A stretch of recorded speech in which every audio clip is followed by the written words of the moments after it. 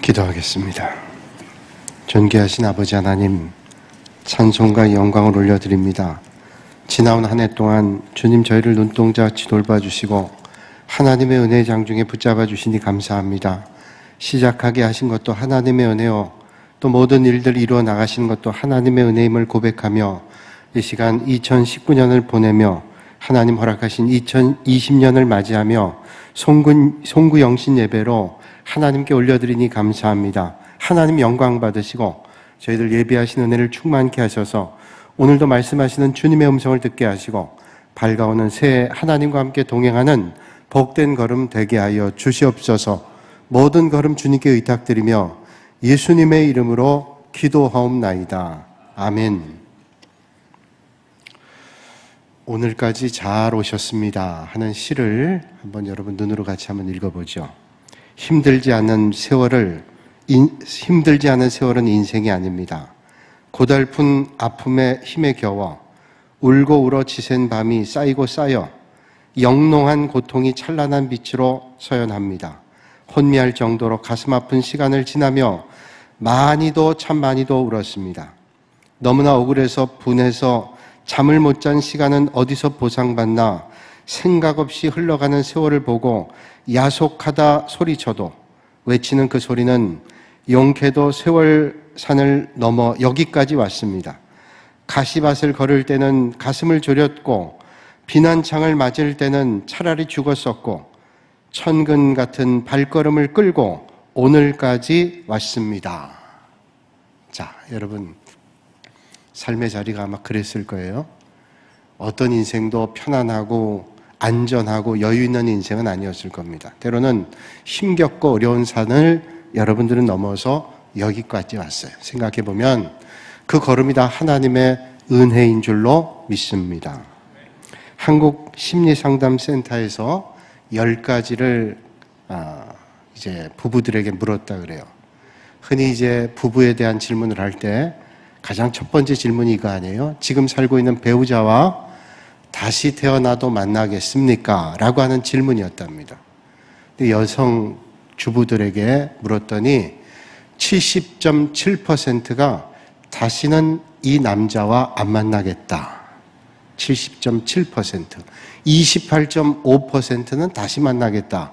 그런 말을 했대요. 이 말을 듣고 있는 남편들 대다수는 28.5%에 해당된다고 생각합니다. 저도 그러려고 생각해요. 28.5%의 부인들이 자기 남편과 사는데 70.7%는 다시는 안 만난다는 거예요. 그러면 28.5%는 다 흡족해서 그러냐? 그게 아니라 대다수의 거기 있는 분들이 대답하기를 내가 수십 년 동안 고쳐가지고 지금까지 사는데 또 새로운 사람 만나서 또 고치면서 수십 년을 산다는 게 힘들어서 그냥 산다라고 하는 사람도 꽤 많았대. 안 믿고 싶어요. 그런데 보세요. 남편들이 그 다음 질문을 대답합니다. 남편들은 무려 68.7%가 지금 살고 있는 아내를 또 만나고 싶다. 정반대죠. 70.7%의 여성들은 안 만나고 싶다는데 거의 70%에 육박한 남성들은 만나겠다는. 그리고 18.4%만이 안 만나고 싶다는 거예요. 그러니까 저도 남편 가운데 하나인데 지난 한 해를 살아오는 걸 돌아보니까 야, 이것도 큰 은혜였구나. 그런 생각을 하고 살아갑니다. 오늘 우리는 매 순간 하나님의 은혜로 살아가요. 오늘 이 아침에 함께 예배 드리시는 옆에 있는 분들하고 함께 인사 나누죠. 하나님의 은혜로 삽니다. 또 한 번 더 인사하죠. 새해 복 많이 누리세요. 그 은혜가 여러분 2020년 한 해에도 넘치시기를 주님의 이름으로 축복합니다. 오늘 이제 우리가 송구영신 예배를 드리잖아요. 우리가 보통 주일 예배나 예배를 드릴 때 우리 교역자들과 기도하는 장로님이 찬양대에 들어가서 기도하고 같이 올라갑니다. 그래서 다 준비하고 올라가는데 오늘 똑같은 시간에 찬양대실에 들어갔는데 문이 잠겼어요. 그래서 아무리 들어갈래 해도 들어갈 수가 없는 거예요. 그래서 아마 누군가 실수로 문을 잠갔거나 아니면 나를 골탕 먹이려고 장갔거나 둘 중에 하나인데 아마 실수로 장갔겠죠. 그래서 제가 옆에 베델실로에서 예배당에 올라왔습니다. 그래서 제가 좀 늦게 왔잖아요. 지금 이 두 장로님하고 목사님도 순간 당황하셨을 거예요. 그래서 다 뿔뿔이 흩어졌다 다시 만났습니다. 여기서. 근데 제가 그러면서 생각했어요. 야, 이게 지금 우리가 예배 올라가는데 그 정도인데 만약에 천국문 앞에 딱 섰을 때 문이 잠겨가지고 안 열리면 얼마나 당황이 될까? 옆에 베델실로 들어갈 수도 없고 얼마나 당황이 될까? 오늘 우리는 한 해를 결산하는 이 밤에 와 있습니다. 언젠가 우리는 일생을 결산하는 날을 맞게 될 것이고 하나님 앞에 서게 될 거예요. 이 결산의 날에 우리는 어떤 삶을 살아야 될까? 오늘 이 밤에 생각하면서 하나님 만난 날을 기대하며 하나님 만날 때 하나님 앞에 칭찬받으시는 여러분들 되시기를 바랍니다. 독일의 소설가인 하인리 테오도르 벨이라고 하는 사람이 1953년에 쓴 작품 가운데 이런 작품이 있습니다. Und sagte kein einziges Wort라고 하는 작품. 이거는 그리고 아무 말도 안 했다 이런 말이에요. 그리고 아무 말도 안 했다. 이 작품의 배경은 2차 세계대전 직후입니다. 그러니까 어려울 때죠. 독일은 패전국으로 경제적인 어려움 겪었습니다. 그 전쟁에 대한 부담금이 대단히 컸습니다. 쾰른의 모든 도시가 폐허가 됐는데 거기에 프랑케라고 하는 60대 부인이 있었어요. 이 집에 3명의 자녀를 데리고 부부가 새들어 살고 있는데 캐테 버그너라는 그런 부인이었어요. 캐테 버그너가 세 아이를 데리고 있는데 그 주인 아주머니가 프랑케라고 하는 주인 아주머니가 아주 괴팍한 사람이에요. 쌀쌀 맞고 늘 얼굴이 환한 표정이고 그래서 새들어 살면서 주눅이 들어있는 겁니다. 되도록이면 얼굴을 안 마주치려고 피해 있는데 저 사람 도대체 과연 웃으며 살긴 할까? 기쁜 일이 있을까? 그런 생각을 하면서 늘 조심스럽게 새방에 들어가곤 했어요. 근데 그 사람이 밝게 웃을 때가 2번 있답니다. 늘 그 사람이 화나 있는 얼굴인데 밝게 웃을 때가 2번 있는데 그 사람이 밝게 웃을 때는 뭐냐면 새돈 받을 때, 돈 셀 때 이때 얼굴이 환하게 펴진대요. 그리고 또 하나는 지하실에 이 사람이 과일로 잼을 만들어가지고 저장을 해놓는데 밤마다 가서 그 과일잼을 세본답니다. 하나, 둘, 셋, 한 300개 되는데 그거 셀 때 얼굴이 환하게 웃는데 돈 셀 때, 과일잼 셀 때.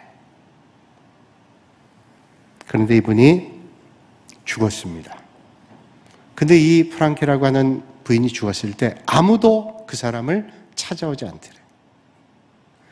자, 우리가 생각해 봅니다. 우리 인생 끝날 우리의 모습은 어떨까를 생각해요.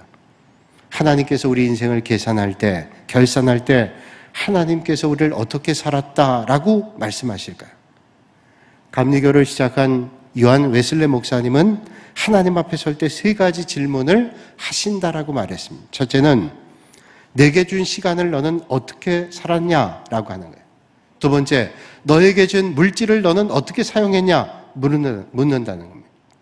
그리고 3번째로는 너에게 허락해 주신 내 자녀들은, 그 생명들은 어떻게 양육했냐라고 묻는다는 거예요. 중요한 거죠. 시간, 물질, 자녀 어떻게 했는가 하나님께서 물으신다는 거예요.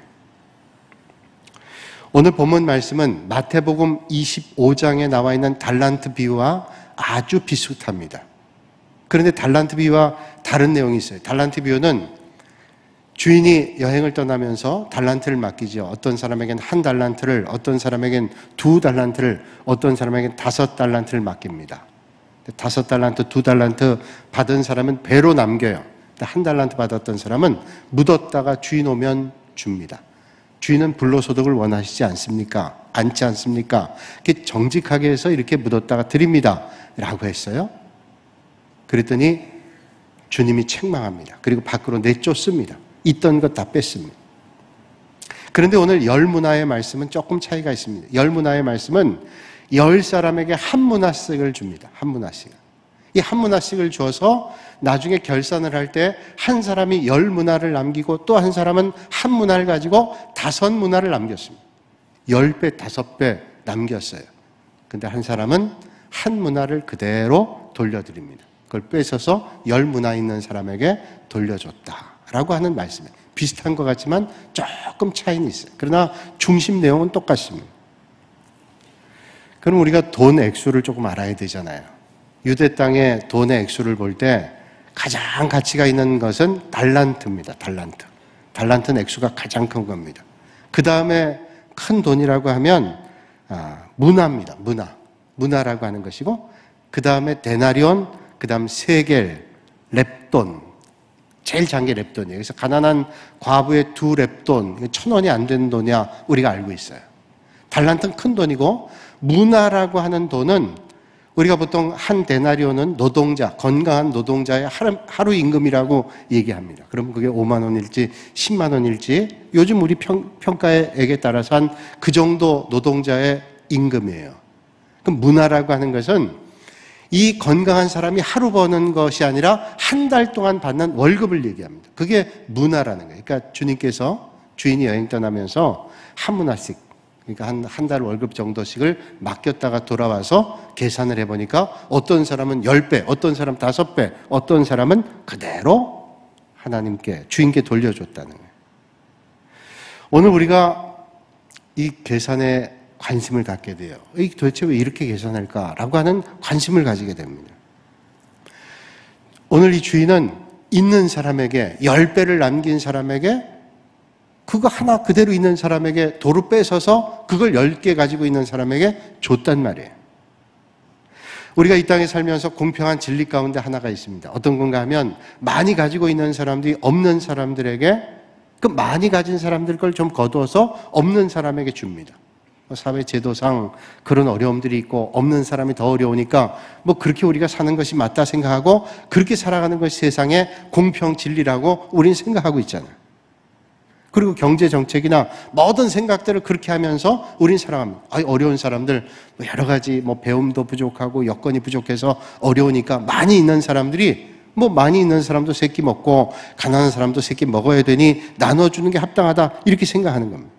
그런데 오늘 말씀은 하나님의 말씀인데 이 공평 진리하고는 너무 다른 것과 같은 말씀을 우리에게 주고 있어요. 도대체 하나님의 계산법이 우리에게 어떤 것을 말씀해 주고 있냐는 거예요.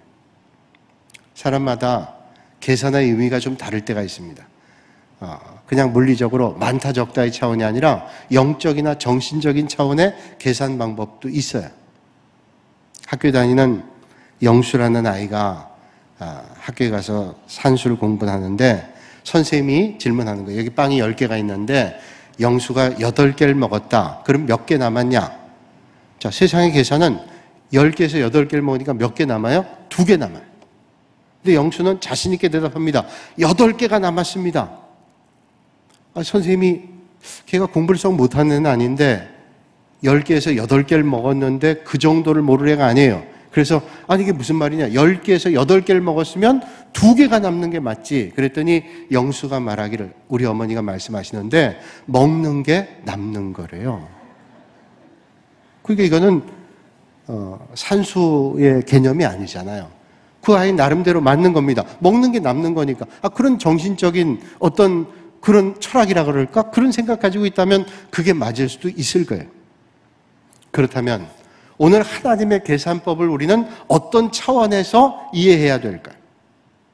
오늘 말씀 하나님의 결산 방법을 우리가 보면서 우리는 한번 생각해 봐야 돼요. 가장 먼저 생각해야 될 것은 여기 10사람 자체가 사실은 큰 은혜를 받은 사람이라는, 세상에 10사람만 있겠어요? 많은 사람이 있는데 그 많은 사람 가운데 10사람을 불러서 하나씩 문화를 줬다는 것은 큰 혜택을 받은 거예요. 그걸 우리가 먼저 생각해야 돼요.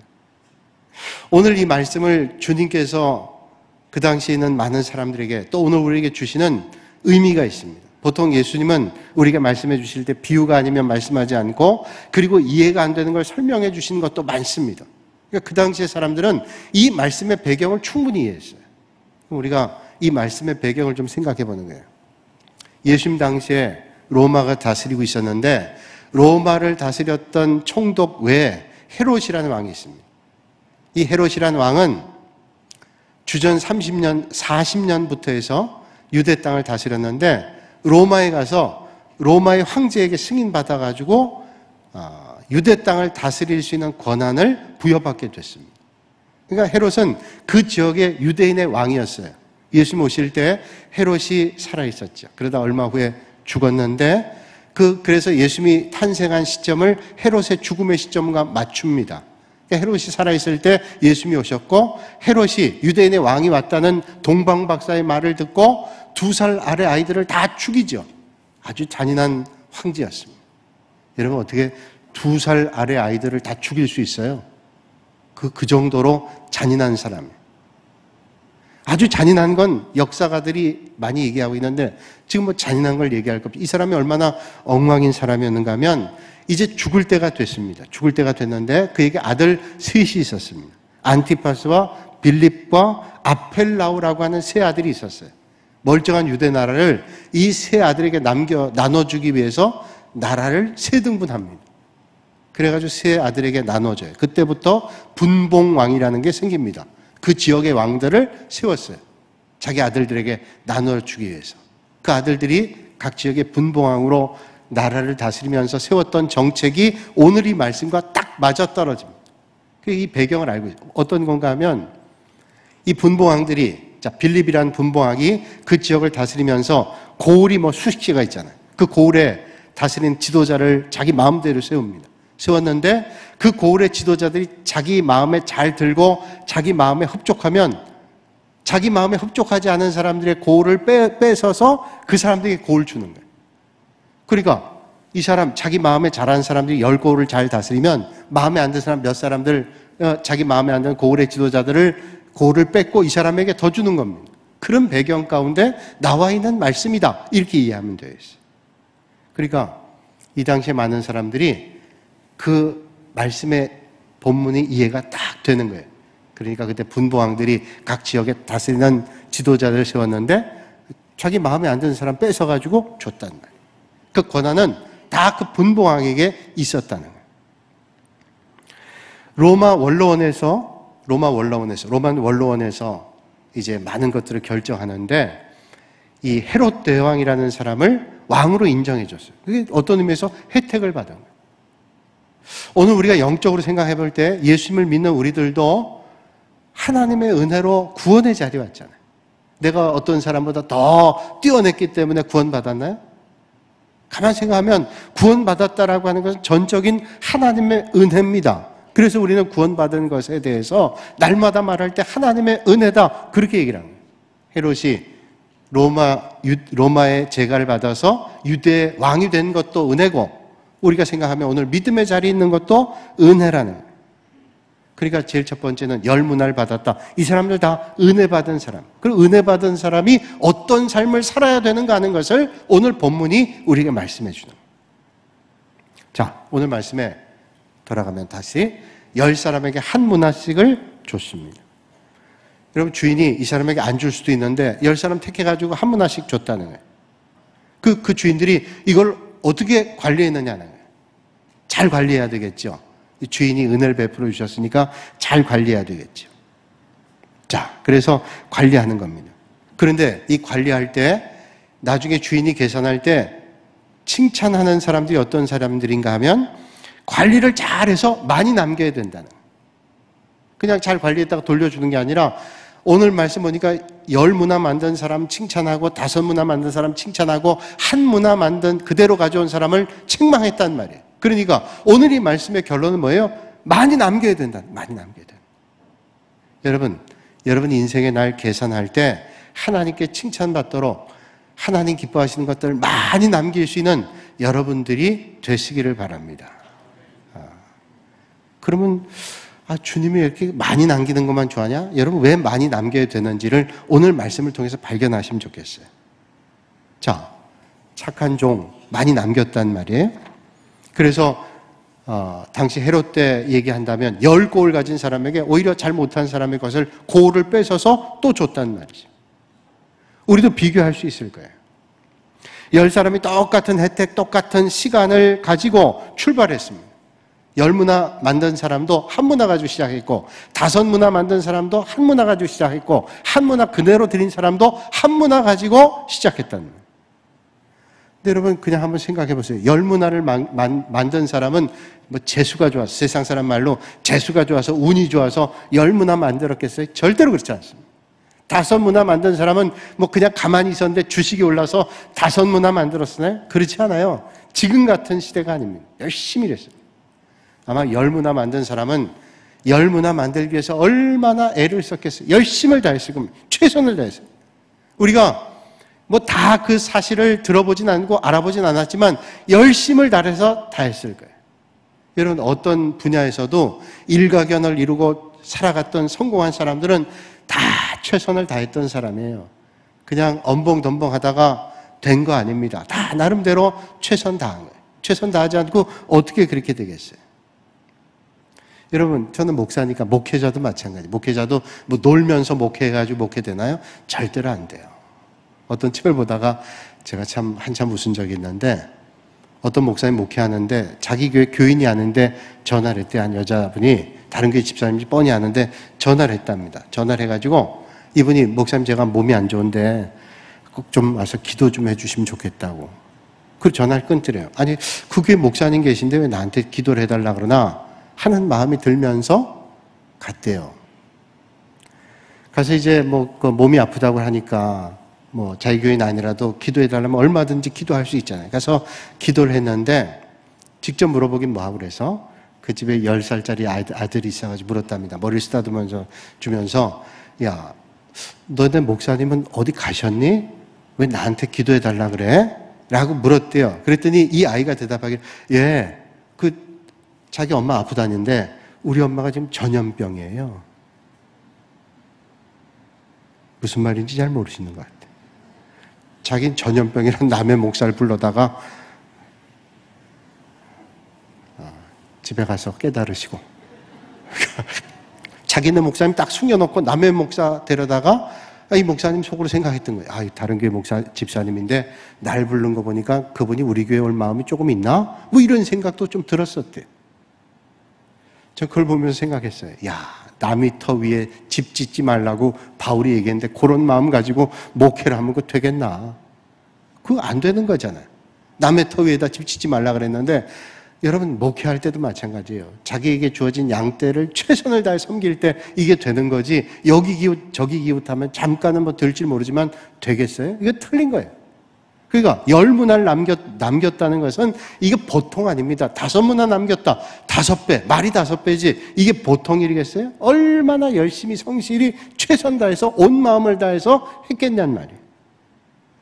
오늘 말씀이 그거예요. 그런데 한 문화를 땅속에 묻었다가 주인에게 돌려줬습니다.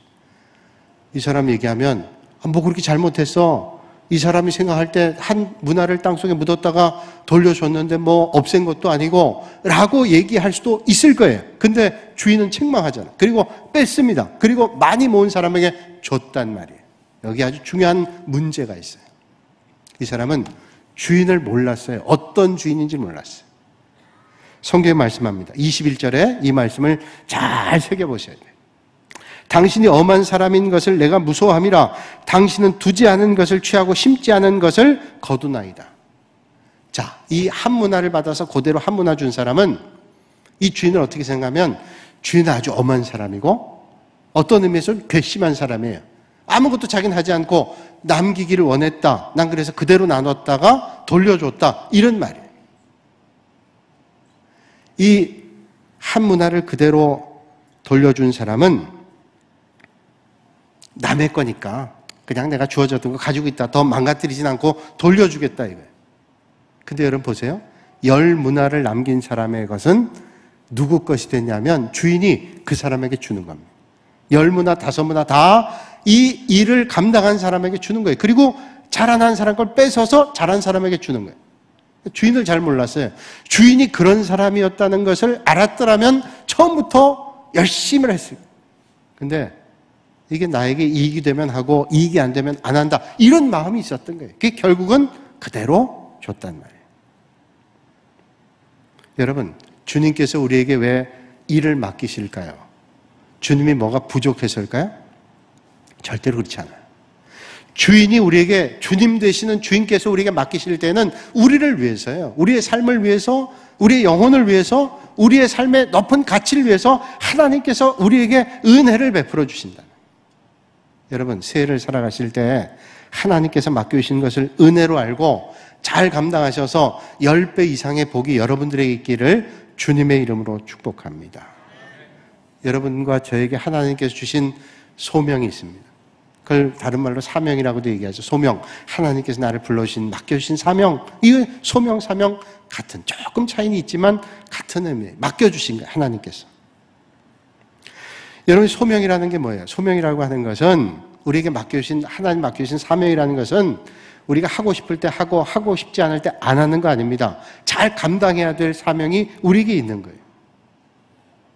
미국에서 의과대학을 마치고 자원에서 중국으로 선교를 떠난 분이 계십니다. 앤 월터 펀이라고 하는 여자예요. 앤 월터 펀이라고 하는 사람이 중국에 왔는데 그 당시만 해도 중국에 선교사로 간다면 죽는 거라고 생각해요. 왜냐하면 풍토병에도 걸리고 위험도 많다고. 근데 여자의 몸으로 간다? 훨씬 더 위험한 거 아니에요.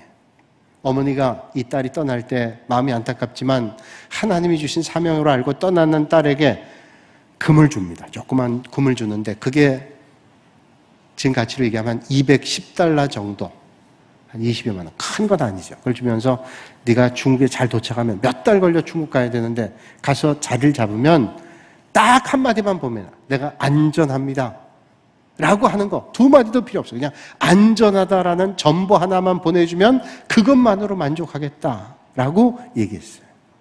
몇 달 만에 딸에게 전보가 왔어요. 근데 그 전보의 답변이 뭐냐? 기쁘고 즐겁습니다 라고 하는 답변이 왔어요. 안전하다는 대답을 듣고 싶었는데 안전하다는 말은 한마디 없고 저는 기쁘고 즐겁습니다 한마디가 온 거예요. 여러분, 이게 사명이잖아요. 사명이라고 하는 것은 내가 안전합니다, 편합니다, 그게 아니에요. 사명은 힘들고 어렵다 할지라도 이것 때문에 내가 기쁘고 행복하고 이것 때문에 내 인생이 정말로 즐겁습니다. 이게 사명자의 고백이지 않겠어요? 사명이 없다면 편한 곳, 그저 눌러 앉아서 편안하게 지날 수 있는 거, 이게 즐거움일 수 있어요. 그러나 사명자는 하나님 맡겨주신 것 때문에 그것만으로 즐겁고 그것만으로 기쁜 거, 이게 사명이라는 거예요. 15년 동안 자전거 타고 우편물 배달하는 그 배달부가 있었어요. 그런데 우편 배달하는 게 뭐 힘들죠. 그런데 단조로운 일들을 계속해요. 15년 동안 하니까 너무 지겨운 겁니다. 이분이 예수 믿는 분이라 하나님 앞에 기도해요. 하나님, 내가 너무 단조로운데 뭔가 좀 기쁜 일이 없을까요? 기도하는 중에 하나님께서 깨달음을 주시는 거예요. 그래서 그 깨달음이 뭐였냐면 네가 우편 배달할 때 작은 꽃씨를 좀 모아가지고 그 꽃씨를 지나는 곳에 길가에다 좀 뿌리면 어떠겠나, 이런 마음이 오더래요. 그래서 우편 배달하면서 그냥 꽃씨를 뿌린 거예요. 근데 그 꽃씨가 자라가지고 꽃이 막 맺히는 걸 보니까 얼마나 기쁜지 몰라요. 가는 데마다 꽃씨를 뿌렸어요. 그래서 그 사람이 간 곳마다 꽃이 환하게 피는 거예요. 근데 보세요. 샌프란시스코에 많은 꽃들이 심겨져서 여기가 바로 로스 알토 힐이라고 하는 마을이 세워졌는데 지금 얼마나 큰 관광 자원인지 몰라요. 많은 사람들이 그 꽃을 보러 가는 거예요. 그게 한 우편 배달부가 아무 의미 없이 다닌다고 생각했는데 그때 깨달음을 줘서 꽃씨를 뿌렸어요. 그게 열매를 맺어서 꽃마을이 된 거예요. 여러분, 사명이라는 건 뭐예요? 사명은 하나님께서 10문화, 5문화, 1문화 다 똑같이 한 문화를 줬어요. 한 문화 준 사람에게 주인은 엄한 사람이고 내가 또 그 사람한테 잘못 걸렸다가 내가 더 낭패를 당할 수 있으니 땅에 묻었다가 내가 그대로 돌려주겠소 라고 하는 사람도 있을 거예요. 그러나 정말로 사명을 가지고 있는 사람은 열심히 최선 다합니다. 그리고 열심히 하는 거예요. 그러다가 때로는 상처를 받기도 하고 어려움 당하기도 하고 상처를 주기도 하고 그럴 거예요. 그러나 나중에 주인 볼 때 주인이 어떤 사람을 잘했다고 칭찬할까요? 아마 그럴 거예요. 그냥 묻었다 준 사람보다 많이 남기지 못했더라, 아니 오히려 손해를 받더라도 최선을 다해서 애를 쓴 사람에게 아마도 칭찬하실 거예요. 여러분, 주님의 일이라면 어때요? 주님의 일이라면 내가 주님의 일하다 상처받기 싫어요. 아니, 내가 교회 가서 은혜만 받고 기쁜 일만 경험하고 내가 왜 교회까지 가서 상처를 받아야 되나? 주님이 그러면 아이고 잘했다. 너는 평생 교회 다니면서 상처 피해 다니고 섬기는 거 피해 다니고 헌신하는 거 피해 다니고 잘하다 왔다. 안 그러실 거예요, 주님께서. 내가 부족하지만 주님 나라를 위해서 열심히 하다 상처를 받기도 했고요. 어려움 당하기도 했고요. 비난 당하기도 했고요.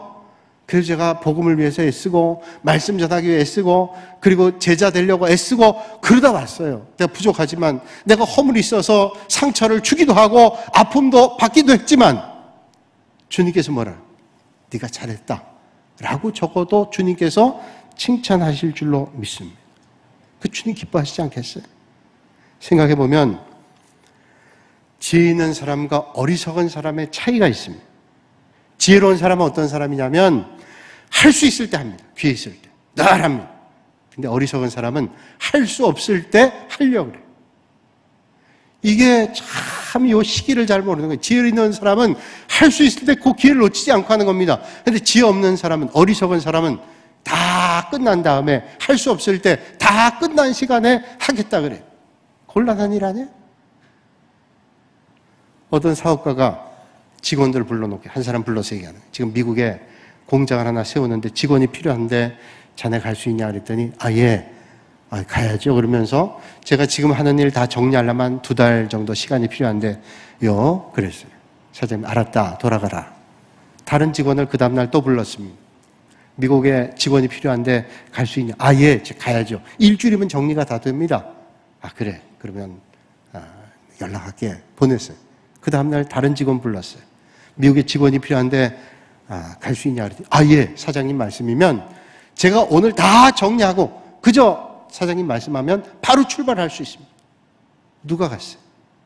세상에 바쁜 일 없고 분주한 일 없고 또 해야 되고 정리할 일들이 없겠어요? 근데 사장님이 하라고 하니 그 마음을 가지고 한 충성된 그 사람을 썼단 말이에요. 단테 신곡에 그런 말이 있죠. 한 대장 마귀가 쫄병 마귀들을 불러다가 얘기하면 야, 예수 믿는 사람 좀 실족하게 해야 되는데 어떻게 할까? 한 마귀, 쫄병 마귀가 제가 세상에 나가서 하나님은 없다 이러고 다니면 사람들이 실족하고 다 하나님 떠날 겁니다. 하나님 없다 그러니 그거는 옛날부터 쓰던 건데 효과 없어. 그러면 또 다른 부하가 얘기합니다. 그럼 전 세상에 나가서 지옥은 없다. 그러니 마음대로 살아라. 그러면 사람들이 다 죄악으로 물들어 살지 않겠냐. 그것도 효과 없어.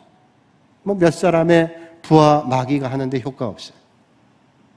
그래서 안 되겠어서 대장 마귀가 얘기해 줬다 그러죠. 너희들이 하는 방법은 다 옛날 방법이고 이렇게 해야 돼. 그럼 어떻게 하면 됩니까? 그래서 가서 다 사람들에게 얘기해라. 봉사 열심히 해야 된다고, 믿음 생활 잘해야 된다고, 찬송 잘 부르고 섬김의 자리 다 가야 된다고. 근데 천천히 하라. 천천히 섬기고 천천히 믿음 생활하고 천천히 나중에 시간 되면 그렇게 하라고. 그러면 다 믿음에서 멀어진다는 거예요. 여러분 믿음 뭐예요? 믿음은 즉각이에요. 복음서 가운데 마태, 마가, 누가, 요한 4개 복음서 가운데 유투스라고 하는 단어가 가장 많이 나와 있는 복음서가 있어요. 마가복음의 유투스란 헬라어는 즉시라는 거예요. 주님께서 제자를 부를 때 제자들이 하나님 앞에 쓰임받는 첫 번째 방법은 뭡니까? 유투스입니다. 주님 부를 때 즉시 금을 던져주고 주님 따라 나섰어요.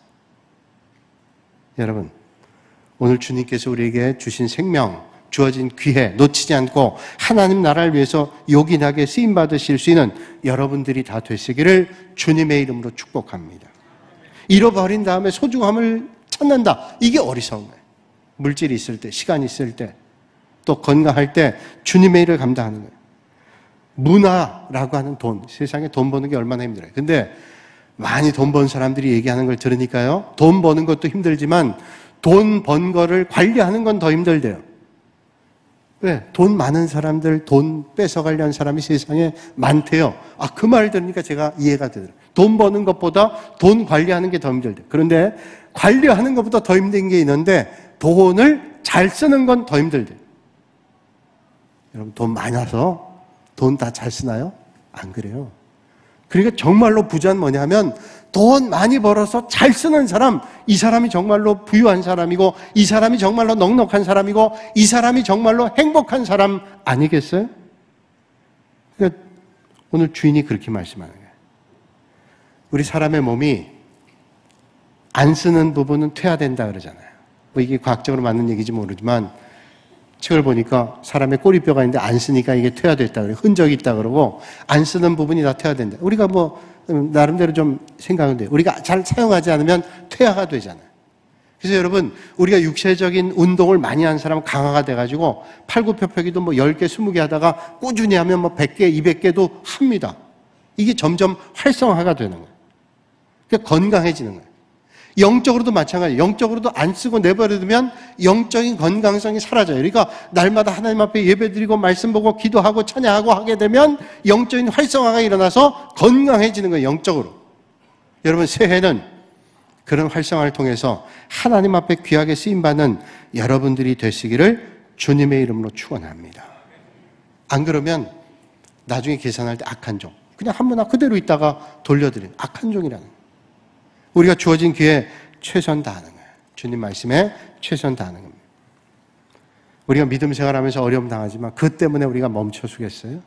옛말에 그런 말이 있죠.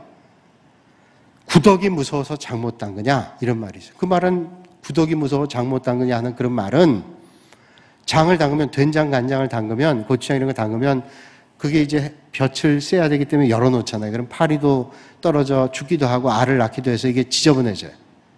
그렇다고 그 구덕이 무서워가지고 장을 안 담겨. 그래도 한다는 거예요.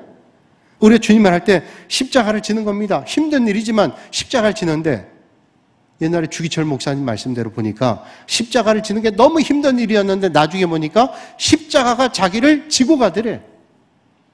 제가 그래서 설교할 때 가끔 말씀드려요.